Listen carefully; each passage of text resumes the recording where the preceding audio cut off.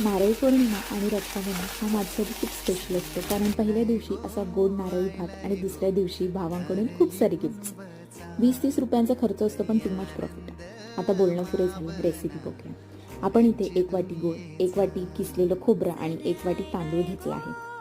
तांदूळ छान फुलण्यासाठी आपण गरम पाणी वापरत आहोत.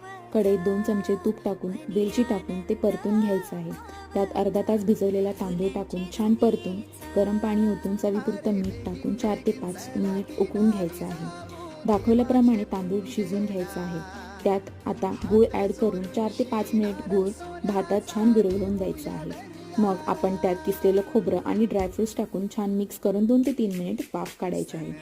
सर्वात शेवटी आपण यात जायफळ आणि वेलचीची पूड टाकून मिक्स करून झाल्यावर नारळी भात तयार आहे. तुम्ही नक्की ट्राय करा आणि कसं झालं ते कमेंटमध्ये सांगा. तुम्हा सर्वांना नारळी पौर्णिमेच्या हार्दिक शुभेच्छा.